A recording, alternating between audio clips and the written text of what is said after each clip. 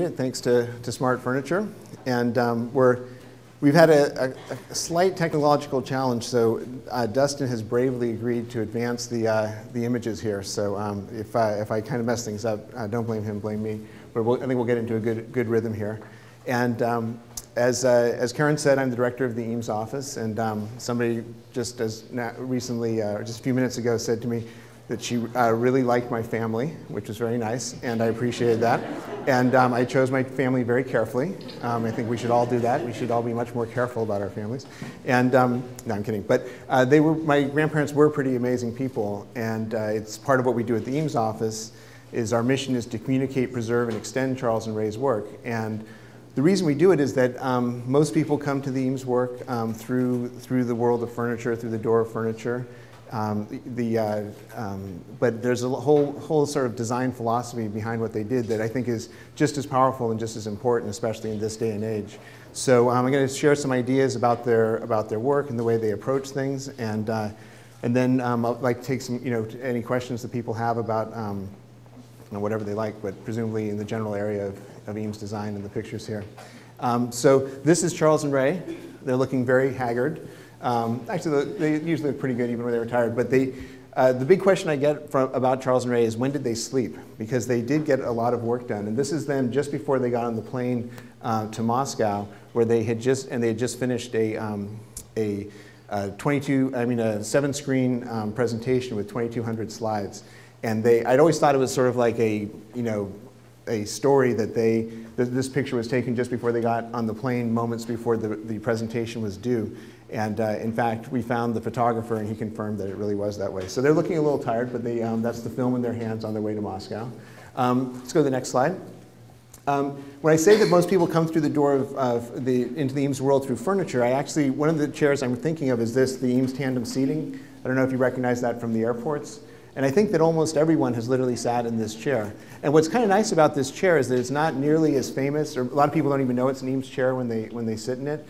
And Charles and Ray really didn't care about that. They just wanted it to be a good experience for you when you were sitting in it, and that it worked for you. And that was sort of, even though they're famous designers, they had this idea that I'll probably touch on a little bit later called way it should be-ness.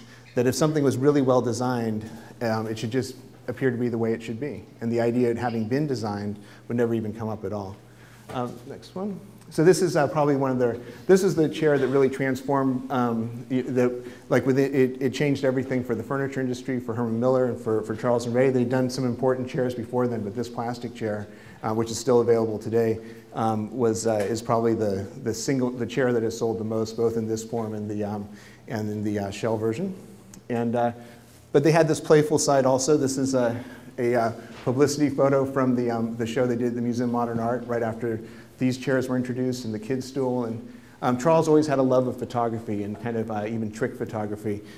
And when his father died when he was about 14, and he discovered his father's photographic equipment.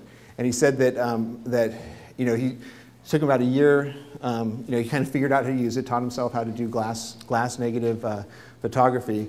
And he said after a year, he finally found out that Eastman had invented this wonderful thing called film. And he didn't really have to use glass plate photography anymore. But I think when you look at their whole body of work, there was always this sort of investigation, this deep understanding of materials. So I don't think in any way he regretted that time. And when you look at the photography here, you can see it was something that was just very, very, very, very natural to them.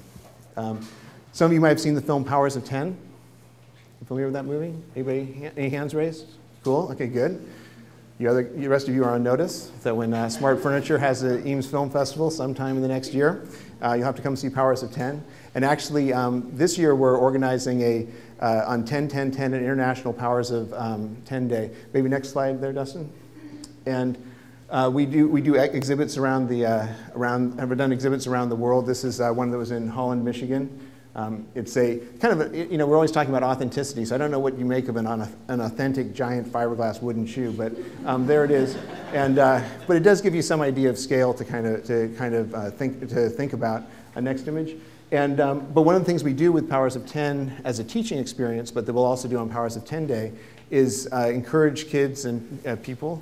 all sorts of people, but especially kids enjoy it, drawing different things, and then we sort them by scale. And then kids are going to be able to, on that whole Powers of 10 day in October of this year, going to be able to create their own Powers of 10 in their classroom, or you can do it in your office or whatever. Because I think when you think about it, almost all the big problems we're facing as human beings, as a planet, as a society, are really problems of scale, and it's really difficult. The human brain is really made for understanding linear growth and linear change, but it's this exponential change that's really kind of causing us a lot of problems. Like, there's no problem with one fisherman, but there's a problem with a lot of fishermen removing all the tuna.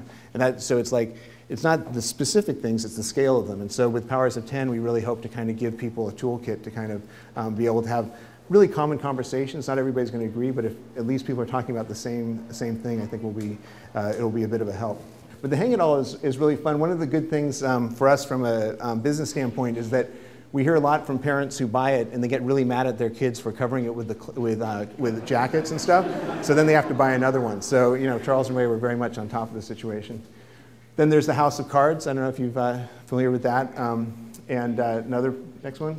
This is Charles under the horse mask here, and the House of Cards is just a great toy, and it's been in production for about 50 years. And I was talking with somebody earlier tonight about one of the interesting things about the Eames work is that it's amazing how many different areas they made major contributions to. I mean, this is a toy that's been in production since they did it. There's the furniture, of course. There's the films. There's the exhibitions, and some of the architecture we'll see. Next, this is Charles and Ray working on the chaise. They had this expression, "Take your pleasure seriously," and they really lived it. They were a lot of fun. They were very curious people. If any of you had met them, they would not be telling you all the neat stuff they were doing. They were really interested in what you had done, what you could tell them about what's going on in the outside world. So it wasn't until we all got older that we realized that that they had done so many amazing things. Next, does anyone know what this does? Very good. It's the solar do-nothing machine. He's a ringer. I had no idea. It's the solar do-nothing machine that was done in 1957, I think, and it was one of the first uses of solar energy for electricity. And so it's Alcoa had asked them to kind of come up with a toy that used aluminum, and so they came up with this, but it also kind of proves something that Charles would say, that toys are not as innocent as they appear. They're sometimes the precursor to really big ideas, and this is a perfect example of that playfulness, but led to a real exploration of it. Then there's the elephant.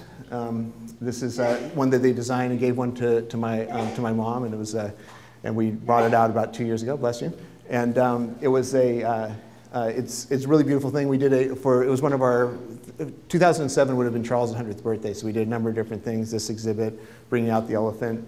I did a little film called The Gathering of Elephants, which was a lot of fun. But what's also interesting about this, and you'll see it when we talk a little bit more about the furniture, is that it's also kind of it was a great way to experiment with the limitations of what molded plywood could do, because you had to, because they're trying to make molded plywood curve in 3 dimensions at the same time, and so this was a great test as well as being a beautiful, fun object. Now I thought you all seem like very smart people, and we, as Karen said, this exhibit has been around the globe. The people in India had no problem with this, and we've been building up to Chattanooga. So we're really hoping that you'll be able to help me out with this letter. This is a letter that my grandparents wrote to my older siblings when they were in Moscow. And my mom and Charles had this great correspondence between them with these rebus drawings. Anyone who's so I'll help you. Whoa, maybe that's the key. All right. So I'll help you out. On the upper right corner, there's something that says there's some laundry there. And that in St. Louis, where Charles is from, there was a song which was Monday Wash Day. So it means that he's writing on a Monday. And so let's see if we can read it. Dear, good. What are those? Loves, dear loves. Okay, good. Apple. Well, how much of an apple? I have. Flour. What do you keep flour in? Bin. Good. I have been thinking. Good. Of wall. It's so I have been thinking of you all. Good, not bad. Okay, then first this. What's the person doing in the